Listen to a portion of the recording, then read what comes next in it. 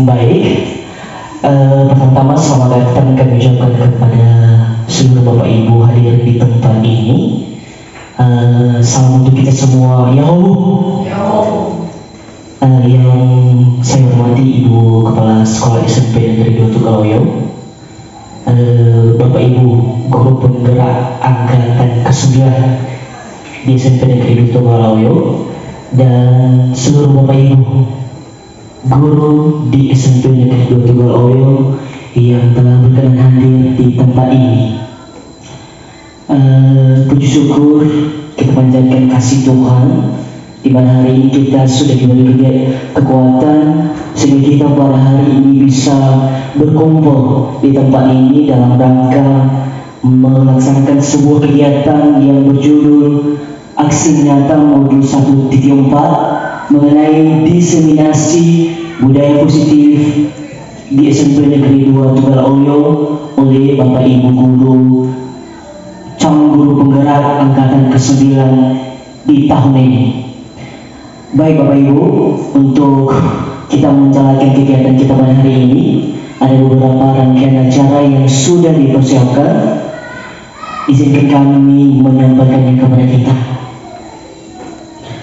Acara pelaksanaan diseminasi budaya positif di SMP Negeri 2 Tugaloyo. Acara yang pertama pembukaan, kedua menyanyikan lagu Indonesia Raya, yang ketiga kata sambutan dari kepala sekolah, yang keempat acara inti, dan yang kelima adalah acara penutup. Baik Bapak Ibu hadirin sekalian, mari kita memulaikan acara kita pada hari ini. Sekarang kita masuk di acara yang pertama, yaitu pembukaan. Untuk acara pembukaan, di sini kita akan menyerahkan diri kita ke dalam tangan Tuhan. Untuk itu saya mengajak kita semua untuk berdoa sesuai dengan agama dan kepercayaan kita masing-masing. Berdoa dimulai.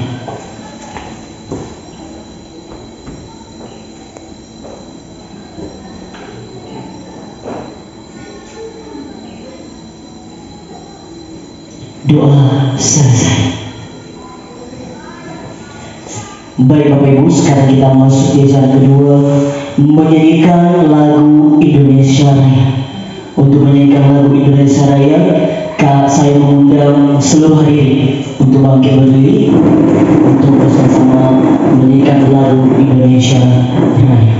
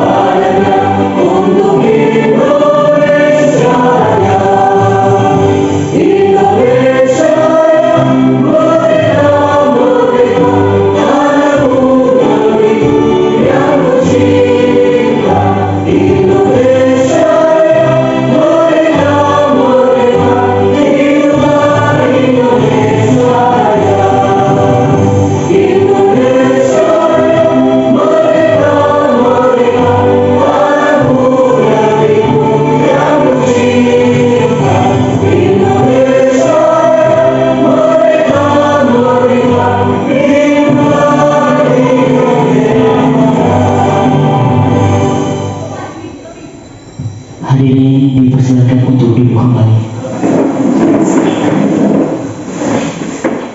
Sekarang kita masuk acara yang ketiga, yaitu sambutan yang disampaikan oleh Kepala SMP Negeri 2 Tugaloyo, Kepada Ibu Kepala Sekolah kami persilakan.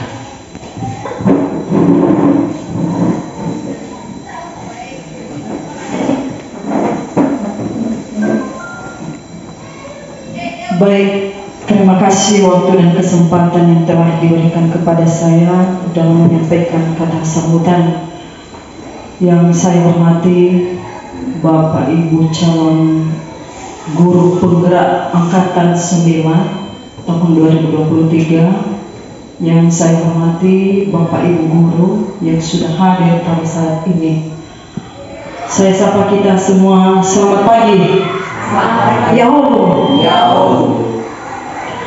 Yang pertama, kita bersyukur kepada Tuhan Yang Maha Esa atas berkat dan anugerahnya kepada kita, sehingga pada saat ini kita boleh berkumpul bersama-sama dalam rangka mendukung dan menyaksikan aksi nyata yang disampaikan oleh calon guru penggerak angkatan 9 ini, yakni dalam menyelesaikan atau menyukseskan guru penggerak di angkatan 9. Tentu kami sebagai pimpinan sekolah SMP Negeri 2 Tegaloyo ini sangat menyambut baik kegiatan ini. Kami sangat menyambut baik, dan tentu dalam sambutan kami ini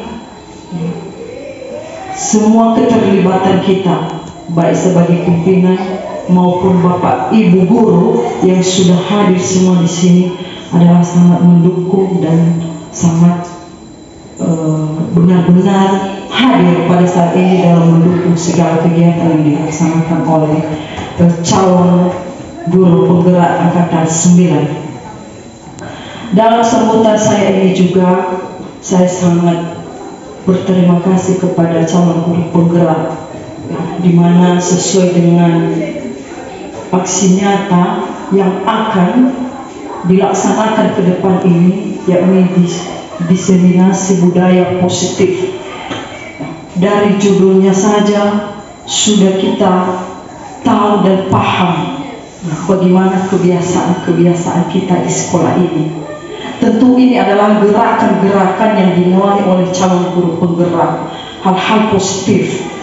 Kalau memang selama ini masih ada kekurangan, masih ada kelemahan, maka dengan adanya calon guru penggerak yang angkatan 9 ini adalah perdana dan pertama di sekolah kita, maka saya berharap bahwa ini sudah ada perubahan.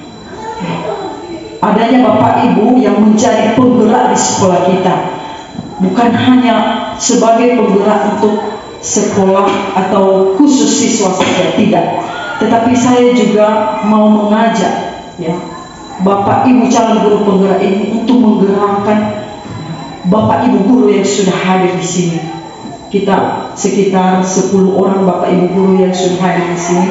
Maka saya harapkan bahwa ada kerjasama yang baik. Tentu ke depan ini juga ada Bapak Ibu guru yang menjadi calon guru penggerak yang angkatan 11. Maka ini juga adalah bentuk kerjasama yang baik untuk kita.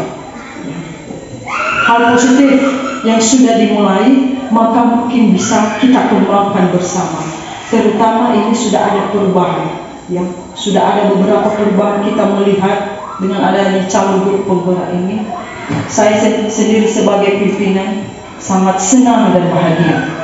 Maka kepada Bapak Ibu untuk tetap semangat menjalankan tugas dan tanggung jawab ini yang telah kita terima, dan supaya ke depan sekolah kita ini benar-benar memiliki perubahan menjadi budaya-budaya atau memiliki kebiasaan-kebiasaan yang positif, terutama dalam karakter peserta didik. Maka ini budaya-budaya yang harus kita ubah. Kalau memang selama ini karakter peserta didik ini masih di bawah standar, maka dengan adanya guru atau calon guru penggerak ini, maka bisa berubah menjadi karakter-karakter yang memiliki nilai positif. Mungkin itu saja secara singkat sambutan saya dari awal sampai akhir nanti kegiatan ini. Kami sangat mendukung dan hadir di tempat ini Semoga Bapak Ibu yang menjadi calon guru penggerak bisa dapat sukses sehingga ditetapkan menjadi guru penggerak. Demikian saya sapa kita semua. Ya Allah. Ya Allah.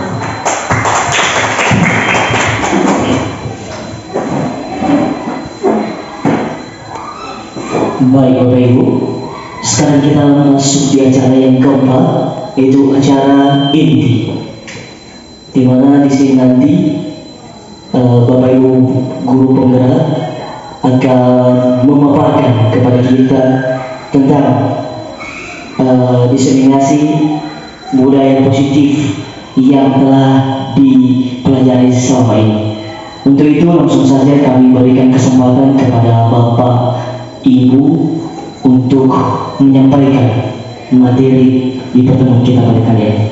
Kepada Bapak Ibu kami persilakan.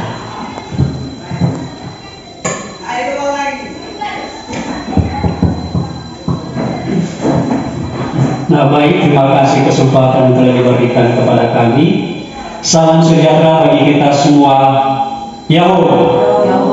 Yang terhormat Ibu Kepala Sekolah, yang terhormat Bapak Ibu Guru yang telah berkenan hadir pada hari ini, dan juga yang terhormat rekan kerja atau teman sejawat kami, calon guru penggerak angkatan 9 di SMP Negeri 2 Tugalawai.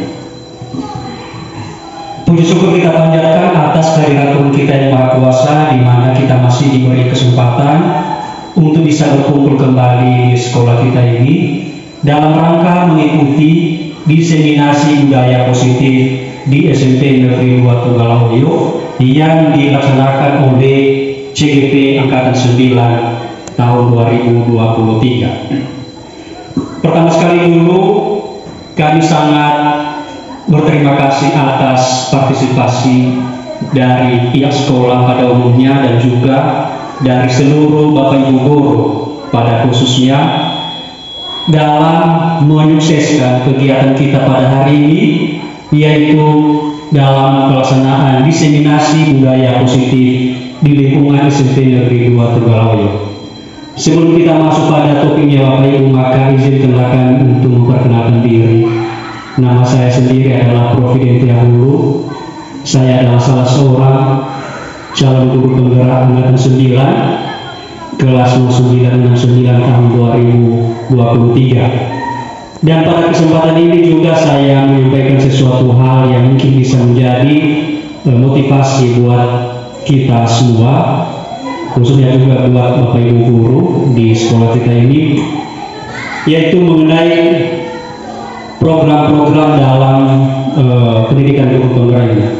Nah, jadi Bapak Ibu sebenarnya sangat bagus sekali program yang dilaksanakan oleh pemerintah ini, dibuat dan tujuan adalah untuk menciptakan guru-guru yang bisa menggerakkan atau guru-guru yang bisa menjadi pemimpin di masing-masing sekolah. Jadi itu adalah sebenarnya tujuan dibuat program pendidikan guru penggerak ini. Jadi di sini kita dulu buang jauh-jauh pemikiran, pemahaman yang menyatakan bahwa begitu selesai guru penggerak maka kita dapat insentif atau tunjangan yang bisa menunjang karir kita sebenarnya. Tetapi di sini dulu jangan kita dulu pikirkan itu, tetapi yang kita pikirkan adalah marilah kita menjadi profesional di bidang kita masing-masing, terutama kita sebagai guru. Jadi di sana nanti kita akan diajari bagaimana supaya kita bisa menjadi sosok pribadi yang bisa menjadi pemimpin, yang bisa menggerakkan komunitas kita, khususnya di SMP Negeri 2 Tugalawai. Baik, kami teruskan sesuai dengan yang telah disampaikan Kepala Sekolah pada kata sambutan, bahwa dengan adanya guru penggerak di sekolah kita maka sangat diharapkan bisa terjadi sesuatu perubahan di lingkungan SMP Negeri 2 Tugalawai. Dan memang ini adalah harapan kita bersama Bapak Ibu. Dengan adanya kita sebagai guru penggerak maka kita akan berusaha semaksimal mungkin untuk bisa menciptakan suasana yang berbeda dari sebelum-sebelumnya di sekolah kita ini. Dan tentu di situ untuk mewujudkan harapan-harapan tersebut maka sangat ditentukan juga kerjasama dari segala pihak, dari pimpinan sekolah, dari rekan sejawat, dari siswa, dari masyarakat dan orang tua. Jadi di sini sebenarnya kita tidak bisa berdiri sendiri dan melakukan sendiri, tetapi kita di sini adalah diajari bagaimana supaya kita berkolaborasi dalam membentuk atau dalam menggerakkan komunitas kita SMP Negeri 2 Tugalawai. Nah, Bapak Ibu sekalian, pada saat ini kita kembali kepada topik, yaitu topik kita adalah diseminasi budaya positif di SMP Negeri 2 Tugalawai. Jadi di sini nanti Bapak Ibu kami sangat mengharapkan kerjasama supaya kita bisa mengikuti kegiatan ini. Ini tidak lama, hanya antara 1 sampai 2 jam saja, supaya kita bisa memberikan waktu untuk itu. Karena di acara ini atau di kegiatan diseminasi ini sebenarnya banyak sekali ilmu-ilmu yang bisa kita dapatkan dan bisa kita terapkan pada bidang kita. Nah, kemudian Bapak Ibu, sebelum kita masuk pada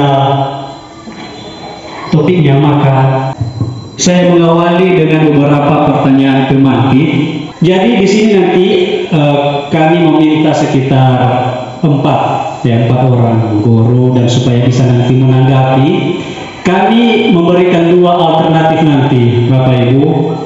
Yang pertama adalah kami tidak mengunjung, istilahnya yang mau berpartisipasi dalam memberikan sesuatu, dalam menyampaikan sesuatu. Dan kedua, alternatif kedua, jikalau tidak ada yang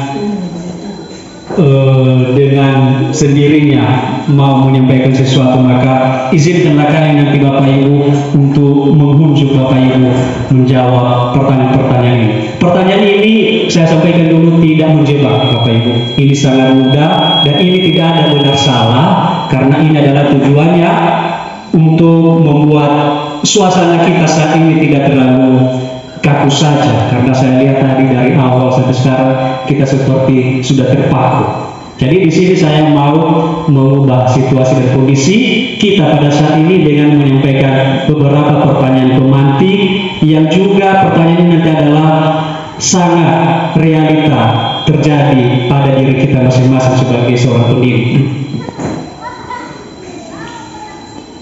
Pertanyaan pertama adalah, mendisiplinkan anak-anak adalah bagian yang paling menantang bagi pekerjaan anak.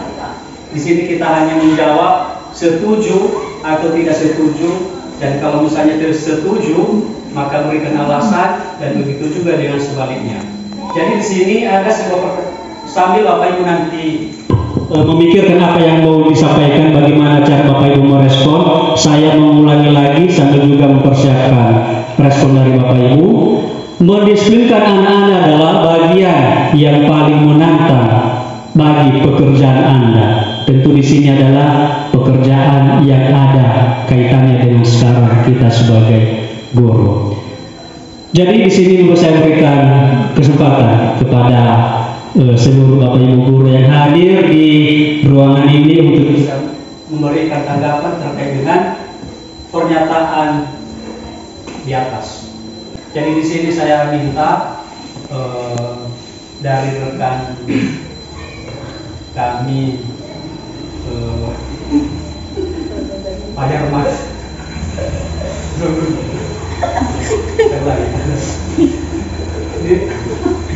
kami minta kesediaan rekan Pak Herman untuk bisa menanggapi apakah setuju atau tidak setuju dengan pernyataan di atas. Diberikan kesempatan. Baik, terima kasih kesempatan yang telah diberikan kepada saya dari Bapak Ibu penarasumber, memberikan sebuah pertanyaan pemantik untuk kita pada hari ini adalah mendisiplinkan anak-anak adalah bagian yang paling menantang bagi pekerjaan saya. Apakah saya setuju atau tidak setuju dalam hal ini? Menurut saya tidak setuju. Kenapa saya bilang tidak setuju? Karena kita Bapak Ibu guru ya tugasnya adalah mendidik, mengarahkan, dan sekaligus mendisiplinkan anak-anak ini sekolah ini. Jadi itu sudah menjadi kebiasaan kita dan menjadi kewajiban kita. Mau tidak mau harus kita lakukan. Jadi tidak merupakan sebuah tantangan, tapi melainkan sesuatu hal yang biasa kita lakukan setiap hari. Demikian, terima kasih. Nah, berikan tepuk tangan. Jadi Bapak Herman tidak setuju dengan pernyataan ini yang mengatakan bahwa kita menganggap bahwa itu adalah sebuah tantangan yang sangat berat ketika kita mau mendisiplinkan anak-anak. Oke, jadi saya rasa kita punya jawaban masing-masing Bapak Ibu ya, sesuai dengan sesuai dengan respon kita yang sebenarnya atau sesuai dengan pengalaman kita yang sudah pernah terjadi selama ini. Jadi saya rasa saya tidak perlu menanyakan satu-satu, tetapi di sini sudah kita ambil satu orang sampel dan menyatakan bahwa tidak setuju dengan pernyataan di atas. Oke, kita teruskan dengan pertanyaan teman yang kedua, yaitu tujuan Anda mengikuti kegiatan diseminasi budaya positif adalah untuk mendapatkan penghargaan. Setuju atau tidak setuju? Jadi di sini Bapak Ibu terkait dengan kegiatan kita pada hari ini. Tentu sebelum kita melaksanakan kegiatan kita pada hari ini, maka terlebih dahulu kan kami sudah menyampaikan informasi. Jadi pada saat itu tentu pasti ada sesuatu yang terlintas pertama sekali di pikiran kita masing-masing Bapak Ibu terkait dengan kegiatan ini, dan salah satunya itu motivasi kita untuk mengikuti kegiatan ini. Jadi kira-kira kita pasti punya, Bapak Ibu semua yang ada di dalam ruangan ini pasti punya alasan tersendiri, motivasi tersendiri kenapa kita mengikuti kegiatan diseminasi budaya positif yang dilaksanakan pada hari ini.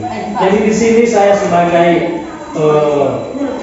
yang membuat aksi nyata di modul 1.4 ini, kami juga membutuhkan jawaban dari Bapak Ibu semua. Kira-kira apa yang memotivasi kita untuk mengikuti kegiatan ini? Apakah karena kita ingin mendapatkan penghargaan? Apakah setuju kita dengan pernyataan itu Bapak Ibu atau tidak? Jadi di sini kami kembalikan lagi dengan alternatif pertama, itu jika misalnya ada dengan sendirinya Bapak Ibu mau menyampaikan sesuatu, disilakan, dan jika nanti tidak ada maka terpaksa izin kami untuk memilih kembali Bapak Ibu.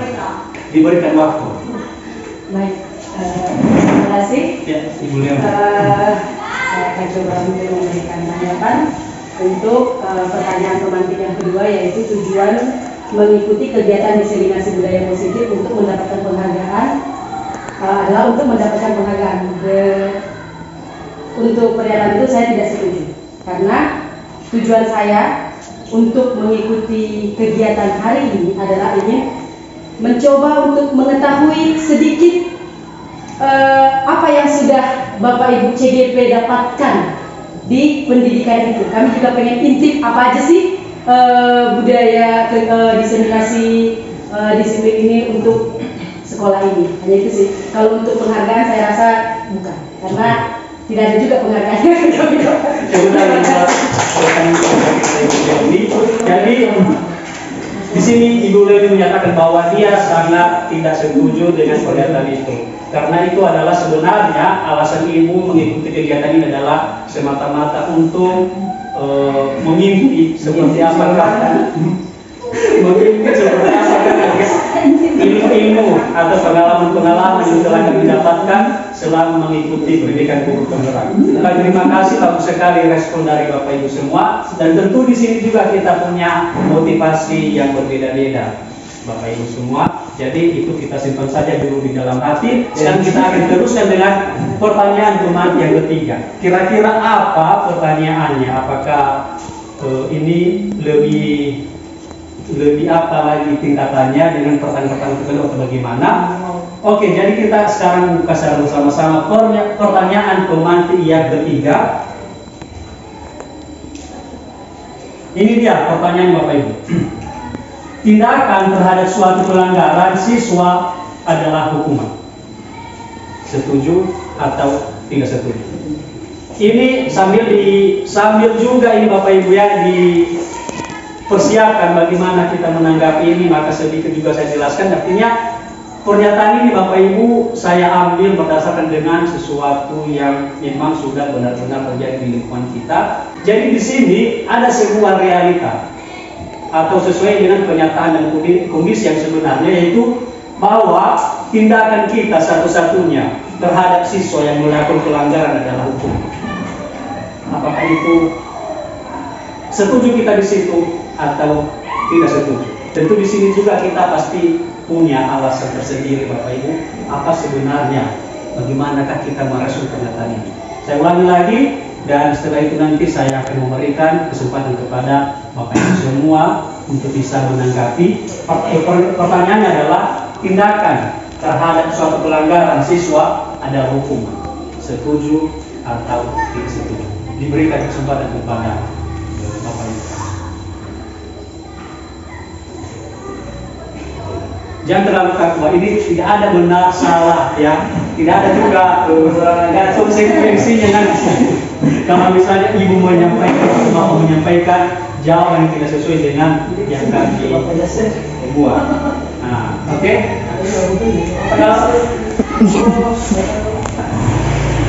Oke, kalau tidak maka terpaksa kami akan memilih. Izinkan kan Bapak Ibu.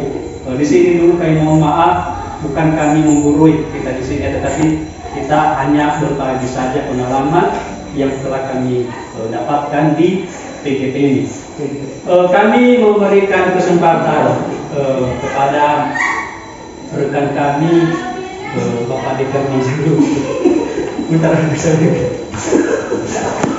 Kami memberikan kesempatan kepada rekan kami, Bapak Dekarman Saluku. Kepada Bapak dipersilakan. Mari kita Bapak Ibu mendengarkan bagaimana tanggapan Bapak terhadap pernyataan di atas. Ya baik, terima kasih kesempatan kepada kami untuk menanggapi pertanyaan semantik, di mana pertanyaannya adalah tindakan terhadap suatu pelanggaran siswa adalah hukuman. Kalau menurut saya itu saya tidak setuju, karena kita adalah sebagai seorang guru, tentu yang kita hadapi adalah siswa. Kita tahu siswa banyak sifat dan karakter yang berbeda-beda, dan juga ada perilaku yang menyimpang dengan aturan yang berlaku di sekolah. Jadi kita sebagai guru di situ, ya, yang kita lakukan, bila seandainya ya siswa melakukan suatu pelanggaran, jadi yang kita lakukan di situ adalah kita membimbing, membina dan mengarahkan mereka agar mereka sadar bahwa yang mereka lakukan itu adalah suatu kesalahan. Jadi kita cuma hanya membimbing, membina dan mengarahkan mereka untuk bisa kita membuat sadar mereka atas kesalahan yang sudah mereka lakukan. Terima kasih. Baik, tepuk tangan buat Ibu. Jadi di sini Bapak tidak setuju dengan pernyataan di atas yang menyatakan bahwa tindakan terhadap suatu pelanggaran terhadap siswa adalah hukuman. Nah, baik, tentu di sini juga Bapak Ibu kita masih tetap punya alasan tersendiri, karena ini adalah sering kita jumpai dengan banyaknya siswa kita yang membuat pelanggaran. Lalu bagaimanakah sebenarnya tindakan kita? Kemudian pertanyaan pemantik yang terakhir. Jadi di sini kita bisa mengharapkan supaya langsung bisa ditanggapi oleh yang mau menanggapi. Oke, pertanyaannya itu memaafkan murid yang melakukan kesalahan adalah tindakan yang salah. Setuju kita atau tidak setuju? Kembali kami berikan kesempatan kepada Bapak Ibu sambil memikirkan bagaimana kita merespon pernyataan yang di atas yang menyatakan bahwa dengan kita memberikan maaf kepada murid yang telah melakukan kesalahan, maka itu merupakan tindakan yang salah.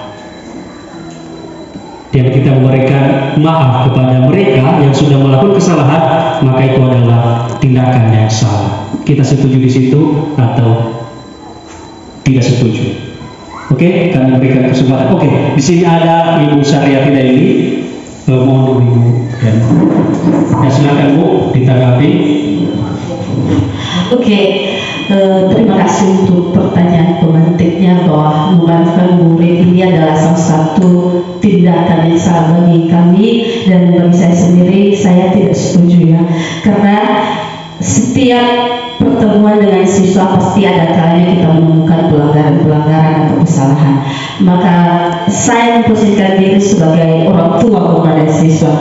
Ketika ada kesalahan bahwa mereka melakukan sesuatu yang salah, maka tidak perlu untuk memperpanjangkan kesalahan itu.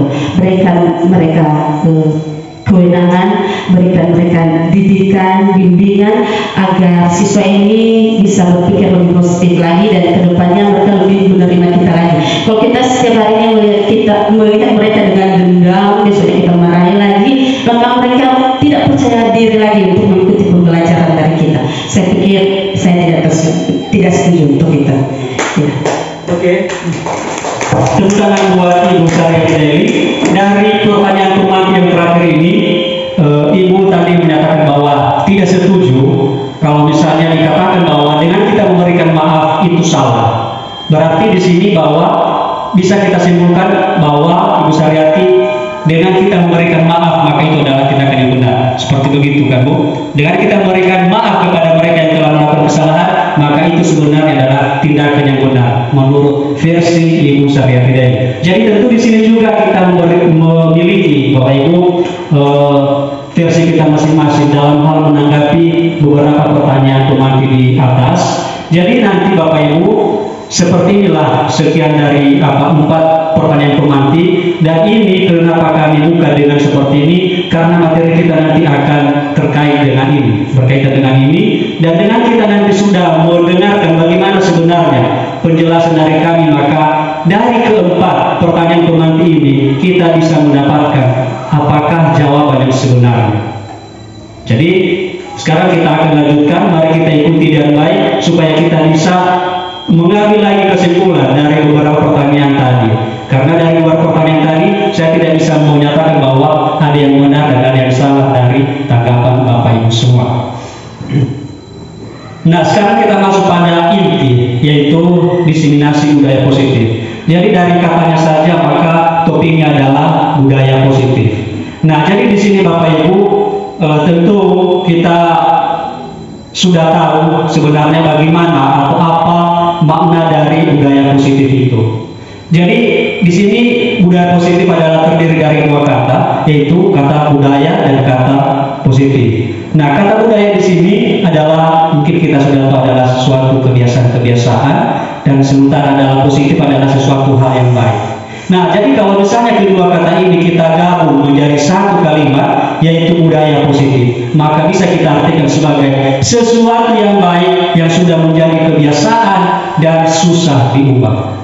Jadi intinya di sini adalah Bapak Ibu ada 2. Yang pertama adalah sesuatu yang baik, karena memang itulah yang harus kita itu adalah tujuan kita sebagai Bapak Ibu, sebagai guru, untuk mencapai sesuatu yang baik itu muncul dari diri murid. Kemudian yang kedua adalah susah diubah. Nah, jadi kenapa dia bisa dikatakan susah diubah? Karena yang namanya kebiasaan atau yang namanya budaya itu memang susah diubah, Bapak Ibu. Tidak ada yang bisa mengubah yang sudah dijadikan sebagai budaya selain kita sendiri. Itu pun kalau memang bisa diubah, maka butuh proses yang sangat lama. Jadi makanya di sini dalam sekolah itu harus dibuat atau harus diterapkan sebenarnya budaya positif itu seperti apa. Jadi seharusnya kita masing-masing sekolah sekarang ya, sesuai dengan yang telah kami dapatkan juga informasinya, setiap sekolah seharusnya harus menyediakan beberapa budaya positif di sekolahnya masing-masing. Sehingga tujuannya adalah sehingga nanti masuk peraturan-peraturan budaya-budaya dari luar itu tidak mudah mempengaruhi kebiasaan kita. Kita ibaratkan ini seperti budaya daerah kita. Apalagi kita yang orang Nias, budayanya sangat kental sekali, jadi susah sekali diubah. Walaupun nanti ada budaya asing yang masuk, tetapi karena kita dari nenek moyang kita dulu sudah ada budaya yang memang susah diubah, maka itu sangat tidak mungkin bisa diubah oleh siapapun. Jadi di sini juga kan kita harus ibaratkan seperti itu di sekolah. Kita juga harus bisa membuat budaya positif. Jadi di sini Bapak Ibu pada hari ini kita akan menyampaikan sebenarnya apa-apa saja yang bisa termasuk sebagai budaya positif, khususnya dulu di lingkungan sekolah. Jadi tentu dulu yang pertama kita sudah sepemahaman ya tentang budaya positif itu, yaitu sesuatu yang baik yang sudah menjadi kebiasaan dan susah untuk diubah. Kalau masih bisa diubah Bapak Ibu, itu masih belum bisa dikatakan sebagai budaya. Nah, jadi di sini konsepnya adalah harus yang sudah susah diubah. Jadi bagaimana caranya supaya nanti tidak bisa diubah budaya-budaya itu? Jadi nanti ada penjelasan berikutnya supaya kita bisa mengerti dulu tentang ini. Makanya kami mengawali dengan pengertian daripada budaya positif.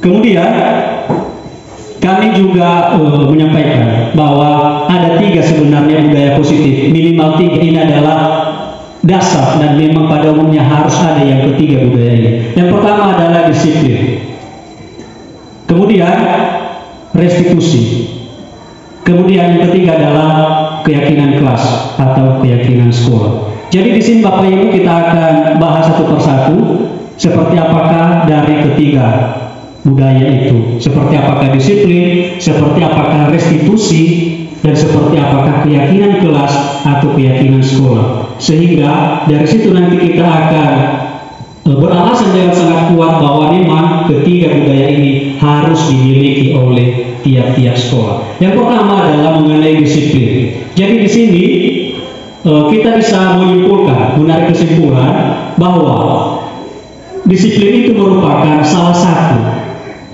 Ya, berarti dari sekian banyak strategi, disiplin ini merupakan hanya salah satu dari strategi untuk menciptakan budaya positif, yaitu meninjau kembali disiplin di sekolah kita. Jadi cara kita untuk menciptakan budaya positif itu, ya, karena di sini kan topik kita adalah budaya positif. Cara kita salah satunya adalah kita harus meninjau kembali seperti apakah kedisiplinan di sekolah kita selama ini. Bagaimana cara kita meninjau Bapak Ibu? Dengan berpatokan pada ketiga hal di atas. Yang pertama adalah apakah sudah efektif? Apanya yang efektif Bapak Ibu? Jadi di sini yang kami maksud adalah disiplin itu apakah sudah efektif atau masih belum? Itu adalah cara kita untuk meninjau kembali disiplin di sekolah kita. Jadi di sini tentu kita bisa berpikir, tentu kita bisa menjawab, dan tentu kita bisa menanggapi karena kita sudah terlibat di dalamnya, karena kita ada di dalamnya. Kita bisa mengetahui sampai ke dalam-dalamnya tentang disiplin itu, apakah sudah efektif atau belum pelaksanaannya, Bapak Ibu. Kemudian yang kedua adalah perlu ditinjau kembali. Apa maksudnya itu? Kalau misalnya pernyataannya adalah tidak efektif, maka tindakan yang pertama sekali kita lakukan adalah perlu ditinjau kembali. Mungkin ada kesalahan. Artinya di sini adalah refleksi. Kita melakukan refleksi. Sesuatu terjadi itu pasti ada penyebabnya. Bahkan kita saja pun kita melakukan sesuatu, itu pasti ada alasan kita kenapa kita melakukan itu. Begitu juga dengan disiplin ini. Ketika kedisiplinan di sekolah tidak tercapai atau tidak berjalan dengan efektif, pasti ada alasan kenapa bisa terjadi. Makanya dari situ kita perlu langkah, yaitu meninjau kembali tentang kedisiplinan itu ketika kondisinya tidak efektif. Tapi kalau misalnya kita bisa menyatakan hari ini kedisiplinan di sekolah kita sudah berjalan dengan efektif, maka langkah kedua tidak perlu. Langkah kedua ini hanya kita lakukan ketika kedisiplinan itu kesimpulannya adalah tidak efektif. Kemudian yang ketiga adalah apa makna disiplin itu. Jadi kenapa pertanyaan ini masuk di strategi Bapak Ibu? Karena kedisiplinan ini tidak efektif, tidak berjalan sesuai dengan yang kita harapkan. Karena masih banyak di antara kita yang masih belum tahu apa itu disiplin. Bisa saya, bisa kita semua yang ada di ruangan ini, bisa orang lain, bisa siswa. Karena disiplin ini maksudnya adalah untuk seluruh warga sekolah, bukan hanya untuk Bapak Ibu guru, bukan juga hanya untuk kepala sekolah. Semua warga sekolah, yang termasuk warga sekolah adalah termasuk juga orang tua. Jadi di sini harus kita tahu sebenarnya apa makna dari kedisiplinan itu dulu, dari kata disiplin itu dulu, baru nanti bisa berjalan sesuai dengan yang kita harapkan. Jadi seperti itu Bapak Ibu langkah-langkah atau strategi dalam membuat budaya positif ini bisa terwujud. Salah satunya itu meninjau kembali disiplin di sekolah kita. Jadi kita harapkan begitu selesai nanti kegiatan ini, maka pasti ada nanti tindak lanjut kita masing-masing Bapak Ibu merefleksikan semua yang sudah terjadi selama ini terkait dengan kedisiplinan. Kemudian Bapak Ibu kita akan teruskan ilusi tentang disiplin. Kenapa saya berikan ini judulnya ilusi? Ilusi ini maksudnya Bapak Ibu sesuatu hal yang masih belum bisa kita katakan benar atau salah. Masih bayang-bayang, makanya di sini dikatakan ilusi. Dan ini ilusi ini memang benar, sering terjadi di sekitar kita. Bahkan terhadap diri saya pun sering terjadi mengenai ilusi tentang disiplin ini. Apa ilusinya Bapak Ibu? Ada tiga. Yang pertama adalah disiplin adalah kepatuhan pada peraturan. Artinya bahwa kita menganggap selama ini kedisiplinan itu adalah sesuatu hal terkait dengan kepatuhan terhadap peraturan. Artinya ketika seseorang itu mematuhi peraturan dengan sangat disiplin, dengan sangat baik, maka itu sudah disebut dia disiplin. Jadi di sini nanti kita akan tahu apakah memang benar ilusi itu atau tidak. Karena ini masih ilusi. Ilusi maksudnya masih belum bisa kita putuskan apakah benar atau salah. Kemudian yang kedua adalah disiplin sering dihubungkan dengan hukuman. Nah sekali lagi disiplin sering dihubungkan dengan hukuman. Kenapa bisa dihubungkan dengan hukuman? Dan ini memang benar. Kita sering melakukan seperti itu bahwa kedisiplinan itu sering berkaitan dengan yang namanya hukuman. Bagaimana hubungannya? Kenapa bisa saya katakan seperti itu? Hubungannya adalah ketika kita memberikan hukuman kepada peserta didik, mohon maaf sekali ya, di sini juga ada. Ketika kita memberikan hukuman kepada peserta didik, maka dalam benak kita, dalam pikiran kita, menurut hemat kita bahwa kita seakan-akan sedang mengajari mereka untuk berdisiplin. Apakah benar nanti ilusinya atau tidak Bapak Ibu? Jadi di sini nanti kita akan jelaskan kembali. Kemudian berikutnya adalah mendisiplinkan anak-anak susah dan menantang. Ini tadi ada di pertanyaan pematih. Jadi sangat setuju kita Bapak Ibu dengan pernyataan dari salah seorang rekan kerja kita tadi Pak Hermi mengatakan bahwa tidak setuju. Itu memang benar. Untuk mendisiplinkan anak adalah sangat bukan sesuatu hal yang menantang, tetapi dengan catatan kita sudah menguasai cara-cara tertentu untuk bisa mendisiplinkan anak-anak. Kalau misalnya kita harus memaksakan anak-anak sesuai dengan kehendak kita yang bagaimana semau kita, makanya nanti kita bilang susah.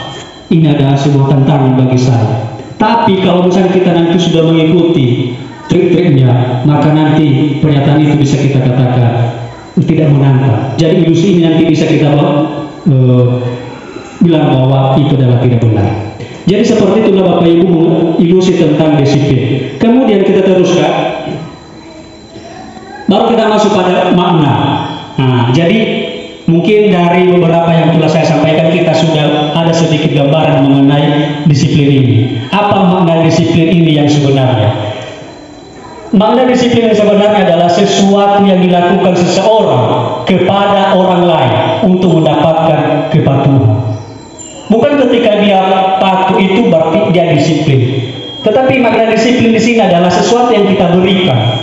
Apa yang sudah kita berikan sehingga anak-anak itu bisa patuh dan pada akhirnya bisa dikatakan bahwa budaya positif di sekolah kita sudah efektif.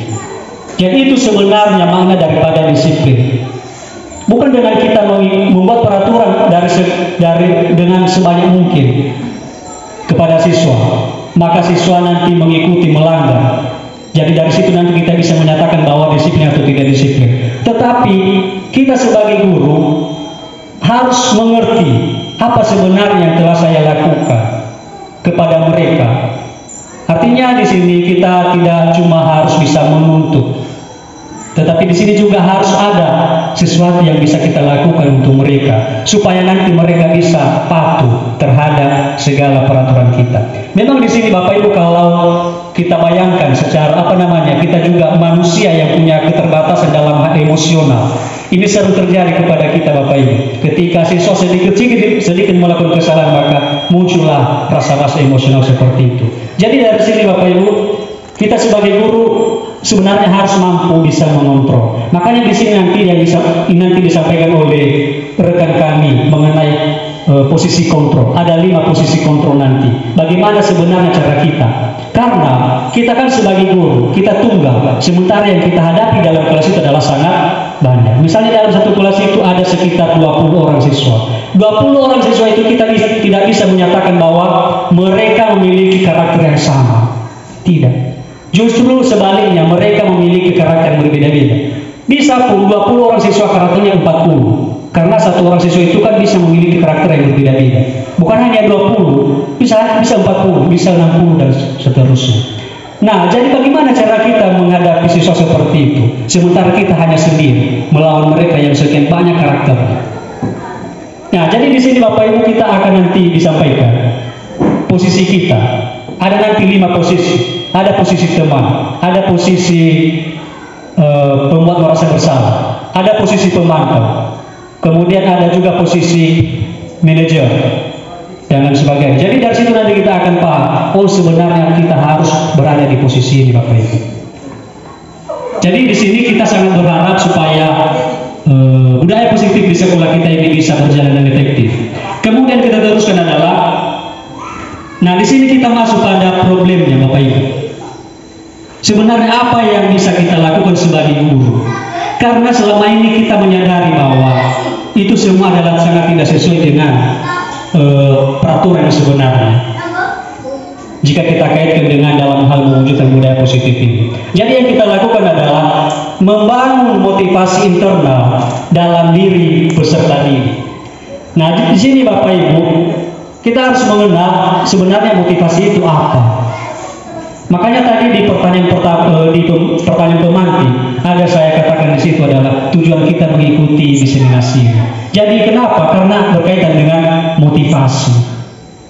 Nah, jadi di sini Bapak Ibu, langkah yang harus dilakukan oleh guru adalah membangun motivasi internal dalam diri peserta didik. Pertanyaannya sekarang, motivasi kan ada 2, ada internal, ada eksternal. Kenapa tidak ikut eksternal? Berarti kalau tidak ikut eksternal, berarti kita sebagai guru kan tidak berpengaruh kalau begitu. Kenapa bisa seperti itu? Karena tentu kan yang bisa kita lakukan kepada mereka itu adalah eksternal, ya kan? Karena berasal dari luar diri mereka. Lalu di sini dikatakan hanya motivasi internal yang dibangun, eksternal tidak perlu dibangun. Apa maksudnya Bapak Ibu? Berarti seakan-akan kita sebagai guru tidak begitu berpengaruh kepada mereka. Karena kita kan berada di luar, berarti yang kita berikan adalah eksternal dari diri terhadap diri mereka. Jadi maksudnya di sini Bapak Ibu, kenapa tidak diikut sertakan motivasi eksternal di sini?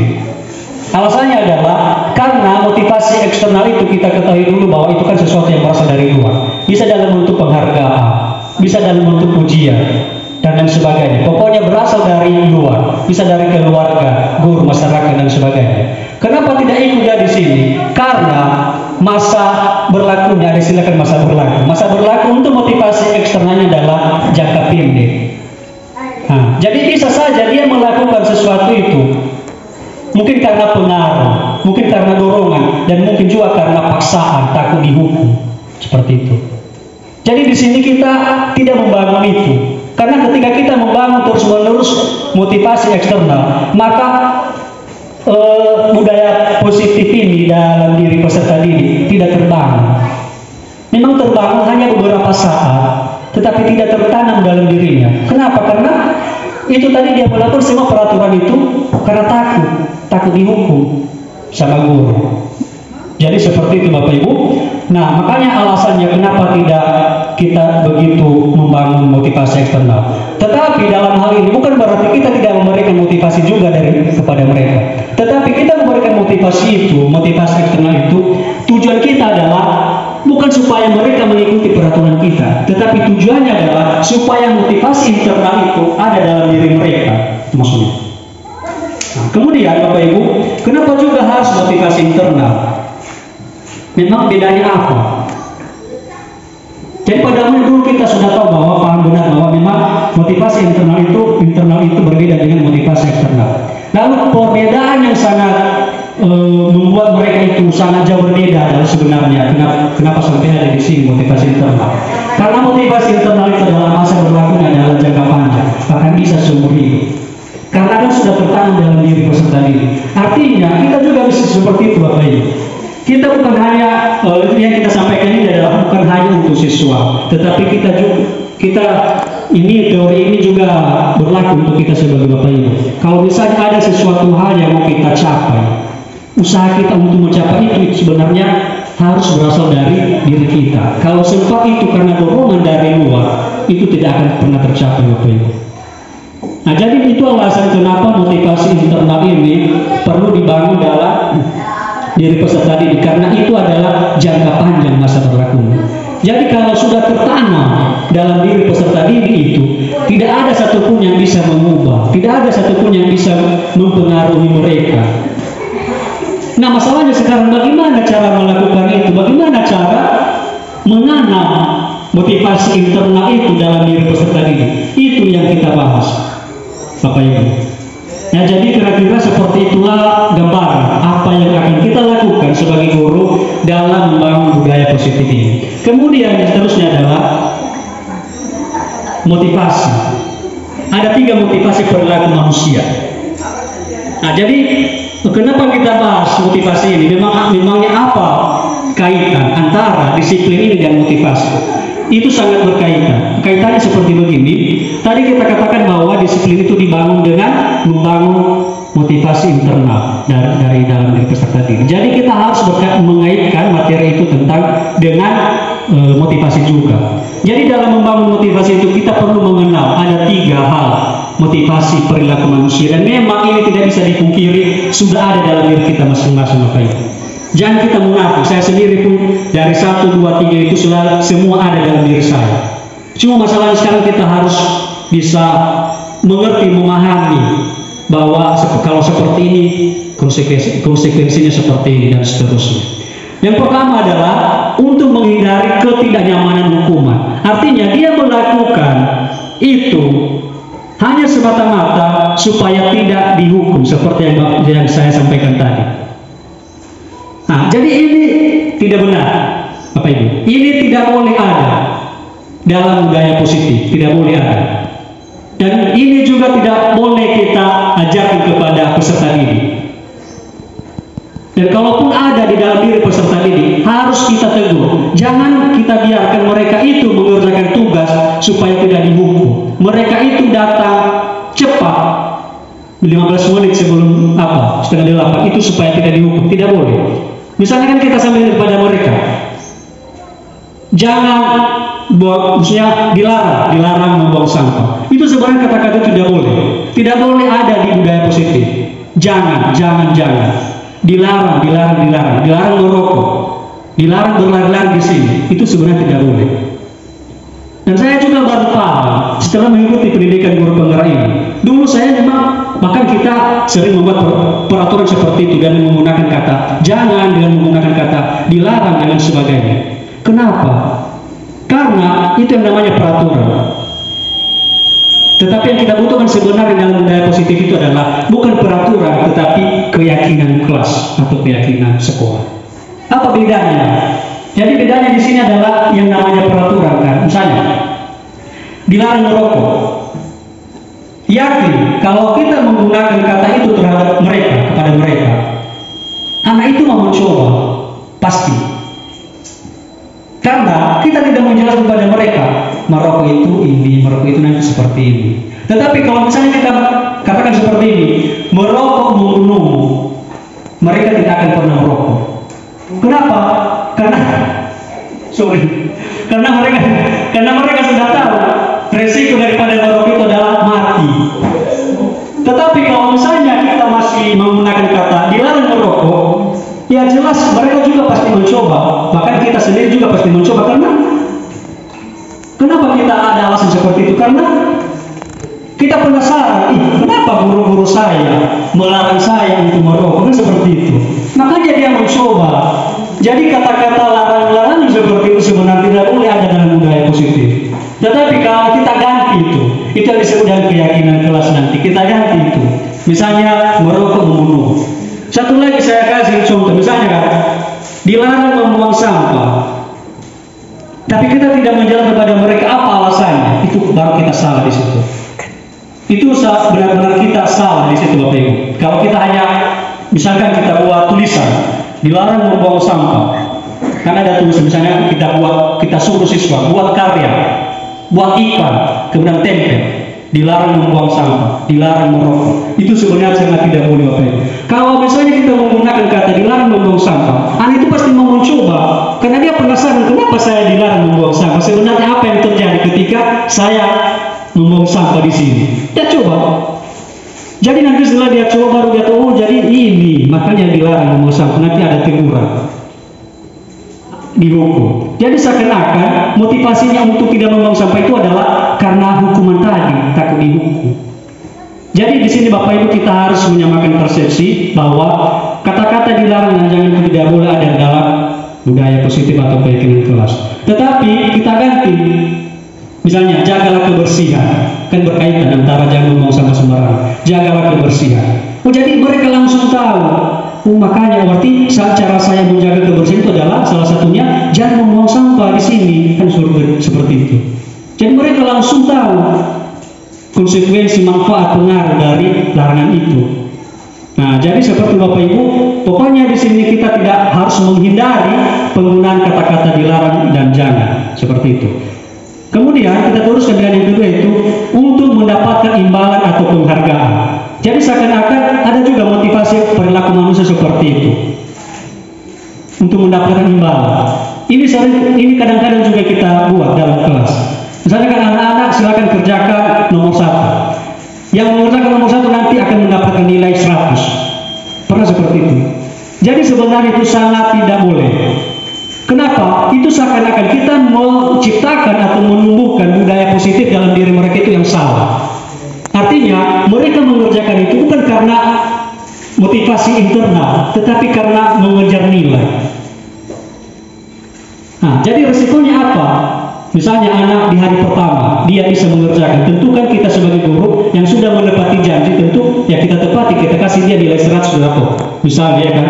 Di hari kedua kita berikan lagi seperti itu peraturan. Anak yang mengerjakan di hari pertama tadi tidak akan mengerjakan lagi di hari kedua. Alasannya apa?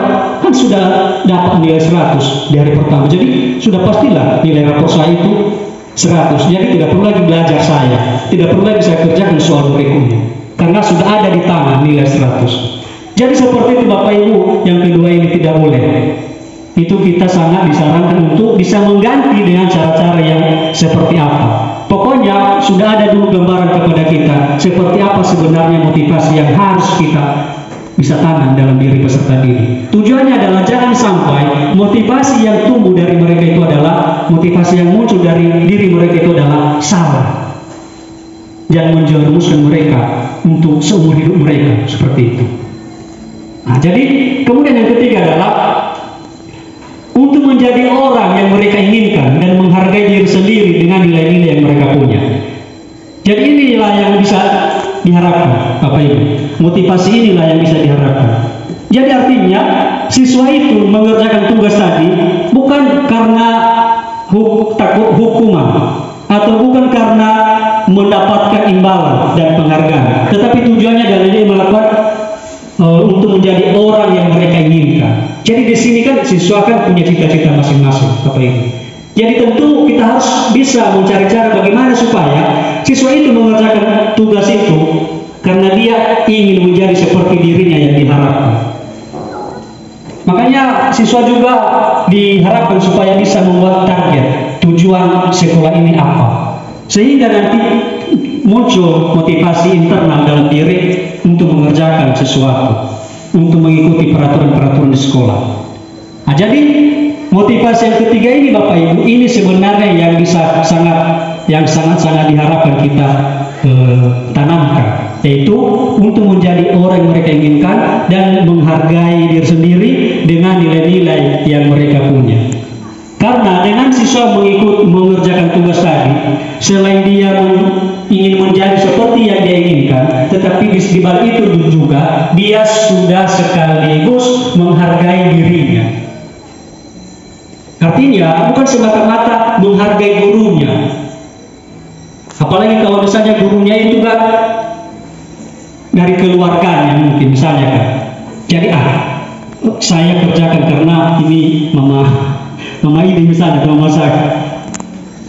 Nah, jadi tidak boleh ada motivasi seperti itu dari dalam diri peserta didik Bapak Ibu.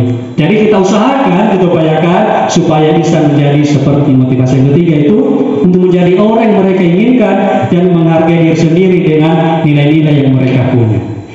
Kemudian yang ketiga, nah yang kedua, maksudnya yang kedua adalah restitusi.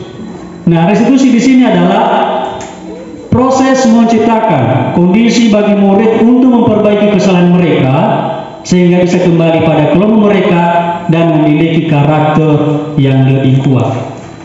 Jadi ini adalah budaya positif yang kedua, yaitu restitusi. Restitusi itu artinya kalau kita artikan dia dalam bahasa sehari-hari pengurangan. Misalnya kan ada sesuatu hukuman, jadi ada istilah pengurangan. Kenapa? Karena dengan kita melakukan restitusi maka tercipta nanti kondisi bagi murid untuk memperbaiki kesalahan mereka. Kalau misalnya terus-terusan kita menghukum dan seterusnya kan, kapan waktu mereka untuk bisa menyelesaikan masalah? Sementara kita tidak memberikan mereka bimbingan, kita tidak bisa memberikan mereka penjelasan kalau kamu melakukan ini maka terjadi ini dan seperti itu. Jadi di sini makanya ada restitusi, Bapak Ibu. Jadi di restitusi nanti akan juga diteruskan di penjelasan di slide berikutnya nanti. Ada 3 nanti tahapan-tahapan dalam restitusi itu, Bapak Ibu. Nah, kemudian tentang restitusi ini juga ada ilusi. Nah, ilusi yang pertama adalah bila ada murid berlaku salah, kita langsung memaafkannya. Ini benar atau salah? Bila ada murid yang berlaku salah, kita langsung memaafkannya. Ini sering terjadi, Bapak Ibu, dalam proses kita sehari-hari, dalam bidang kita. Dalam nggak apa-apa, saya maafkan. Apakah ini betul ilusi ini? Jadi sebenarnya seperti itu Bapak Ibu, itu sebenarnya sangat salah. Kenapa? Bukan dalam arti ya kita tidak boleh memaafkan orang lain, tetapi artinya di balik itu juga kita harus bisa, sebelum kita memberikan dia maaf itu kita harus bisa memberikan dia tadi restitusi tadi. Ada namanya segitiga restitusi nanti Bapak Ibu. Nah, jadi di sini ilusi yang pertama itu adalah bila ada murid yang salah, kita langsung memaafkan. Kemudian yang kedua adalah bila ada murid berlaku salah, kita membuat mereka tidak nyaman. Nah, jadi ini juga ilusi. Kita tidak bisa mengatakan bahwa ini adalah benar atau salah. Jadi dari penjelasan kita nanti berikutnya kita akan bisa menemukan jawabannya. Oh, seperti ini. Ternyata ilusi itu adalah salah. Ternyata ilusi itu adalah benar. Kemudian yang ketiga adalah kita fokus pada kesalahan daripada mencari kita fokus pada kesalahan daripada mencari cara agar yang membuat kesalahan memperbaiki diri. Nah, artinya di sini kita lebih melihat kesalahannya besar, kecil, sedang, seperti itu. Tetapi kita tidak berusaha mencari cara bagaimana supaya siswa ini melakukan perbaikan diri, Bapak Ibu. Nah, dalam melakukan perbaikan diri, Bapak Ibu, kita juga tidak bisa membiarkan siswa sendiri. Artinya seperti itu. Jadi kita jangan hanya melihat kesalahan usaha, maka hukuman sama kamu seperti ini. Tapi di balik itu juga kita harus bisa mencari cara supaya kesalahan yang dia buat tidak terulang lagi, supaya dia bisa memperbaiki diri. Nah, dalam hal memperbaiki diri itu tentu si anak melalui proses demi proses. Dan dalam proses itu jangan pernah kita membiarkan dia sendiri, kita harus menuntut. Nah, makanya filosofi Ki Hajar Dewantara menyatakan bahwa siswa itu jangan pernah dituntut, tetapi harus dituntut. Pilihannya tuntut dengan tuntut. Kita harus menuntut, bukan menuntut. Kamu harus seperti ini, kamu seperti ini, kamu seperti ini, sesuai dengan yang kita mau. Tidak boleh seperti itu, Bapak Ibu. Jadi memang sih agak berat, memang mungkin karena sesuatu hal yang baru. Bahkan kami saja, maka sampai sekarang masih belum apa sekali tentang ini. Tetapi mari pelan-pelan Bapak Ibu, kita harus bisa mengubah budaya-budaya kita, kebiasaan-kebiasaan kita dalam lingkungan sekolah. Supaya nanti tujuannya adalah, karena goal kita sebenarnya adalah sesuai dengan kurikulum yang sedang berjalan saat ini. Apa kurikulum yang sedang berjalan saat ini, Bapak Ibu? Kurikulumnya adalah kurikulum merdeka. Jadi goal kita di situ adalah menciptakan siswa yang merdeka. Jadi merdeka ini kita tentu tahu apa artinya merdeka. Merdeka itu artinya kan bebas dari perintah. Artinya tidak diperintah tetapi memerintah. Tidak dipimpin tetapi memimpin. Jadi kita membangun mereka supaya bisa menjadi pemimpin. Itu namanya merdeka. Makanya dirancang kurikulum merdeka ini. Kemudian seterusnya adalah kita fokus pada cara mereka membayar akibat dari kesalahan mereka daripada mengembalikan harga diri mereka. Nah, jadi ini artinya kadang kita juga fokus ke situ, Bapak Ibu. Nah sebenarnya itu tidak disarankan kita. Jadi mari kita perlahan-lahan untuk bisa menyesuaikan dengan ini. Tetapi apa yang kita lakukan? Nah, yang kita lakukan adalah mari kita mengembalikan identitas mereka yang sebenarnya seperti apa, Bapak Ibu. Makanya nanti dalam menyelesaikan masalah itu kita harus melakukan komunikasi dulu dengan siswa. Karena siswa itu melakukan kesalahan, ada alasan. Jadi kita guru harus tahu apa alasannya itu. Karena dari alasan itu nanti kita bisa melakukan tindak lanjut berikutnya, Bapak Ibu. Kemudian tindakan mana yang Anda lakukan? Nah, di sini Bapak Ibu saya minta sebentar saja perhatian kita di atas. Ada di sini beberapa tindakan. Yang pertama adalah di sini nanti kita akan memilih tindakan apa kira-kira yang bisa kita lakukan dalam membangun budaya positif ini dalam diri peserta didik. Ada sebanyak 1, 2, 3, 4, 5 tindakan. Yang pertama adalah saya bacakan, menunjukkan. Artinya di sini, maksudnya di sini Bapak Ibu, ada seorang siswa yang sudah melakukan kesalahan. Jadi kita mau menangani. Jadi kira-kira apa tindakan yang kita lakukan?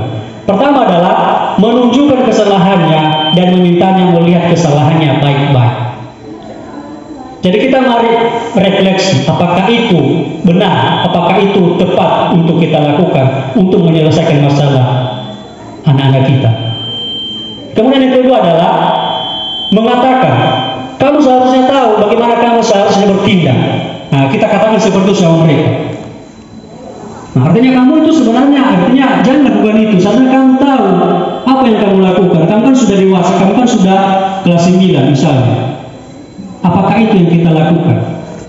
Kemudian yang ketiga adalah mengingatkan murid Anda akan kesalahan yang sama di waktu-waktu sebelumnya.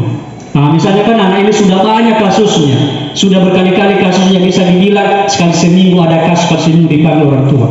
Nah, kita lakukan yang ketiga itu, yaitu mengingatkan dia pada kesalahan-kesalahan sebelumnya. Apakah boleh seperti itu? Apakah tepat seperti itu? Kemudian yang terakhir, yang keempat adalah mengkritik dan memberikan hukuman. Artinya ketika dia sudah melakukan kesalahan, kita kritik besar-besar. Kemudian ujung-ujungnya kita memberikan dia hukuman. Dan yang terakhir adalah mendiamkannya. Artinya EGP, memang berpikir, lu siapa, gue siapa, seperti itu. Kamu bukan keluarga saya, kamu bukan saudara saya. Buat apa? Mau jadi apapun kan terserah. Kan seperti itu. Nah, jadi apakah kita seperti itu, Bapak Ibu? Kita diamkan saja anak-anak yang telah melakukan kesalahan? Tentu tidak. Kita sebagai guru kan tentu harus sadar, ya kan, menyadari apa peran-peran kita. Nah, jadi di guru pengajar juga dipelajari peran-peran guru seperti apa. Ada 5 peran-perannya. Nah, jadi inilah Bapak Ibu semacam refleksi. Jadi di sini saya tidak memaksa Bapak Ibu harus menjawab sekarang apakah tindakan yang manakah tindakan. Atau kira-kira mari kita refleksikan bersama-sama ini. Kira-kira dari kelima tindakan ini, mana yang kita sepakati untuk kita lakukan? Apa? Bagaimana ini? Kalau saya sih Pak, ke nomor 1 sih, menunjukkan kesalahannya dan memintanya melihat kesalahannya baik-baik, supaya dia merenung. Oh iya, jadi dia kita mengajak dia supaya melihat kesalahannya baik-baik kan, dan merenung, jangan sampai menangis ya. Enggak sampai menangis. Sampai apalagi kalau sampai kucing.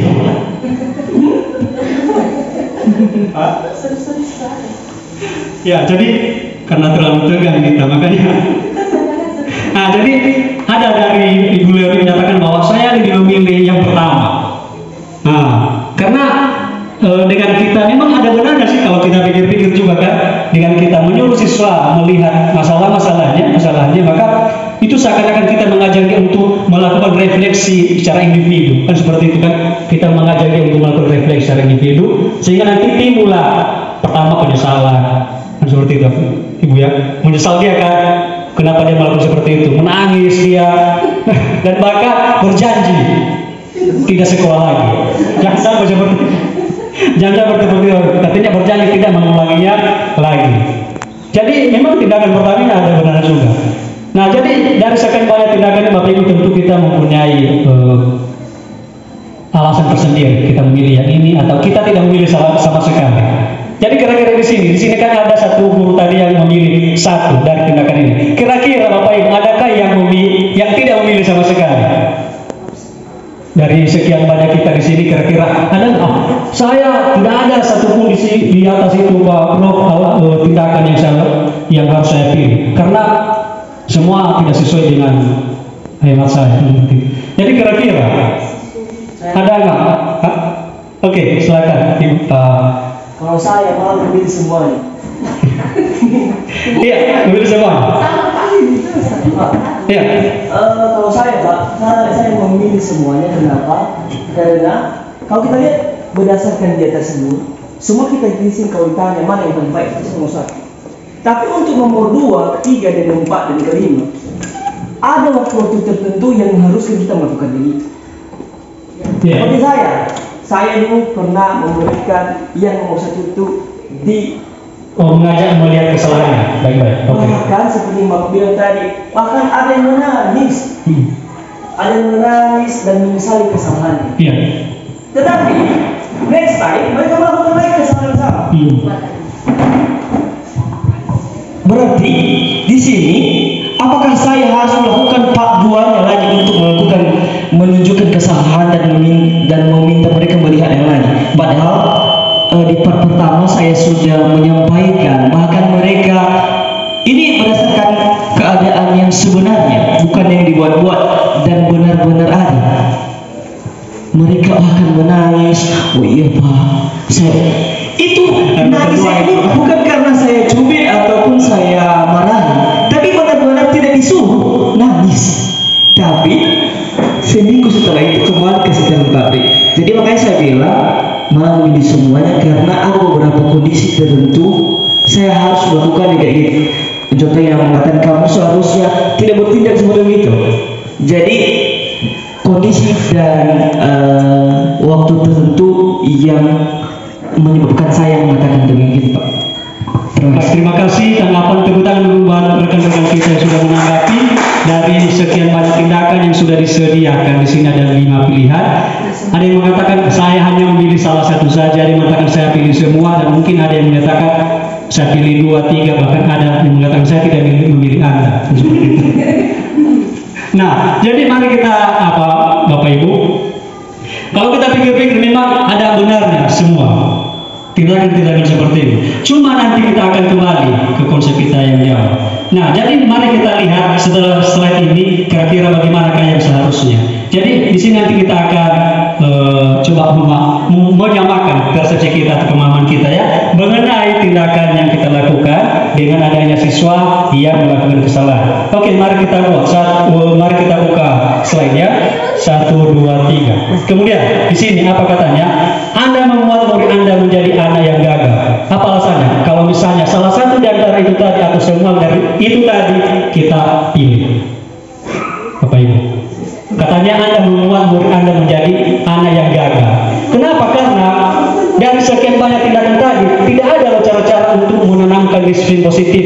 Maksudnya motivasi internal dalam diri peserta didik, tapi yang tertanam adalah motivasi eksternal. Artinya dia melakukan kesalahan, ya kan? Dia melakukan kesalahan. Terus kita kasih dia hukuman. Hukuman yang kita buat juga bermacam-macam. Seperti itu kan? Kalau hukuman A tidak berhasil, kita masuk kepada hukuman B, sampai kepada gantung diri dan sebagainya. Ya. Nah, jadi kalau kita membuat seperti itu Bapak Ibu, maka anak itu dia berhenti melakukan kesalahannya kan? Karena seperti tadi konsep di awal kan, karena takut dihukum saja, bukan karena ada niat untuk berubah atau bukan karena di dalam Bapak Ibu. Nah, jadi seperti apa sebenarnya tindakan-tindakan yang kita lakukan? Jadi ini sebenarnya Bapak Ibu problem yang sangat besar Merdeka ini. Kenapa saya katakan seperti itu? Karena kurikulum Merdeka ini mengajak siswa untuk merdeka. Berarti kita guru dijajah. Jadi itulah, ini bukan hanya di sini, bukan hanya di sekolah kita, bukan hanya Bapak juga yang menanggapi seperti itu, saya juga seperti itu. Tidak mungkinlah kita membiarkan saja, tidak memilih tindakan apa-apa, atau kita tidak mungkin juga malah semakin lembut kepada mereka kan. Nanti yang ada semakin menjadi-jadi mereka. Nah, lalu bagaimana Bapak Ibu? Nah, mari kita apa? Nah, jadi di sini nanti Bapak Ibu, lalu apa yang kita lakukan? Maka ini kita kembali kepada segitiga restitusi Bapak Ibu. Jadi segitiga restitusi ini memang dia kelihatan rumit, memang nampak saja rumit, banyak sekali tulisan-tulisan. Apalagi tulisan yang kecil-kecil dibuat kan, tidak nampak di belakang. Jadi sebenarnya ini kalau kita sudah telah. Jadi cara kita mengatasi itu sebenarnya Bapak Ibu, sebesar apapun masalahnya, tetapi kita harus menggunakan yang namanya segitiga restitusi. Tapi dengan catatan. Tentu di sini masalah ada berkategori. Tidak semua juga. Misalnya ada pelecehan seksual di sekolah kita. Tidak mungkin kita bisa menerapkan dia segitiga restitusi ini. Karena tujuan dari segitiga restitusi ini adalah kita masih memberikan dia kesempatan untuk bisa mengenali dirinya, untuk bisa memperbaiki dirinya. Lalu kalau misalnya kasusnya adalah pelecehan seksual atau sebagainya kan yang sangat berat-berat misalnya kan, tidak mungkin kita biarkan nanti semua dilecehkan siswa kita. Jangan nanti Bapak Ibu guru juga jadi apa? Jadi korban seperti itu. Jadi ada tipe-tipe kesalahan-kesalahan yang bisa kita. Pokoknya intinya kalau memang kita mengenal kesalahan itu sangat berat dan tidak boleh dibiarkan dilakukan segitiga restitusi ini, maka jangan kita lakukan. Kita harus bisa melakukan dengan cara ini, tapi dengan catatan hanya masalah tertentu. Itu pun jarang sekali terjadi di lingkungan kita, Bapak Ibu. Nah, jadi seperti itu, Bapak Ibu, langkah-langkah untuk menyelesaikan masalah. Nah, kemudian keyakinan kelas ini adalah budaya positif yang terakhir yang saya paparkan, yaitu keyakinan kelas. Nah, di sini ada sebuah pertanyaan. Saya mengajak kita untuk bisa memperhatikan sedikit sebentar saja pertanyaan ini, yaitu mengapa keyakinan kelas? Mengapa bukan peraturan kelas saja? Memangnya apa bedanya antara keyakinan kelas dan peraturan kelas? Dan apa pula artinya keyakinan kelas? Mungkin kita juga, saya sendiri pun kemarin baru mendengar apa keyakinan kelas. Apa hubungannya kata yakin dengan kelas? Nah, jadi di sini dia tidak mau peraturan kelas, tidak mau dia. Nah, jadi ini juga agak apa ya? Agak memang membuat kita semacam bisa kita memaknai dia memang ambigu gitu masalah kurikulum ini. Ada pernah saya cerita dengan dosen dia pernah mengatakan sama saya bahwa dengan adanya, saya perhatikan ya Pak Guru, dengan adanya kurikulum Merdeka ini sama halnya dengan kita membunuh karakter siswa. Saya kaget, maksudnya apa Pak? Kenapa Bapak bisa mengatakan bahwa kurikulum Merdeka itu adalah membunuh karakter siswa? Jangan sampai didengar oleh media sosial ini ya Pak, karena nanti Bapak ditanya sama Menteri Pendidikan kita, karena ini yang buat kurikulum itu kan sudah dirancang sebagus mungkin. Katanya alasannya kan di kurikulum Merdeka ini kan kita menyuruh siswa belajar sesuai dengan gaya mereka, ya kan? Kemudian kita tidak bisa memaksakan mereka harus belajar dengan gaya kaki di atas atau kaki di bawah dan sebagainya. Itu maksudnya kita membiarkan mereka untuk bisa maksudnya di sini Bapak Ibu bukan kita ajarkan juga anak di atas meja kakinya digantung. Penting kamu senang belajar di atas kakinya, oke, gas, selain belajar kakinya di atas. Bukan seperti itu juga Bapak Ibu. Tapi di sini artinya lokasinya.